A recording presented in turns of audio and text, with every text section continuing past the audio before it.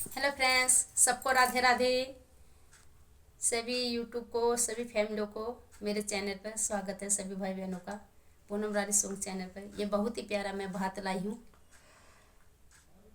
वैसे तो मेरा एक ही कहना है, नंद का कभी अपमान नहीं करना चाहिए। हम भी किसी के नंद हैं और वो भी हमारी नंद होती है। तो चाहे हमारा भाई हमें ना माने तो हम उन जो मेरे हमारे साजन होते हैं उनकी बहन का आदर सम्मान करना चाहिए। मेरी राय तो यही है। ये बात बहुत प्यारा है। तो जब बहन आती है भाई के द्वार पे, तो चाहे बहन भाइयों में कितनी ही बात हो तो भाभी को मुख नहीं मोड़ना चाहिए। तो इसके आधार पे ये मैंने बहुत प्यारा बात बनाया है। तो नंद क्या कह रही है अपनी भाभी से, तो इसके माध्यम से सुनना है आपको। आपको अच्छा लगा ये बात तो ज़रूर इस चैनल को सपोर्ट करना और लाइक शेयर सब्सक्राइब करना। कमेंट बॉक्स में ज़रूर बताना ये बात कैसा लग रहा है। ना मानो तो नंद को कुछ नहीं, अब मानो तो पंडित से ज़्यादा नंद होती है। जय माता की। दरवाजा खोलो री भाभी, तेरी नंद खड़ी दरवाजे।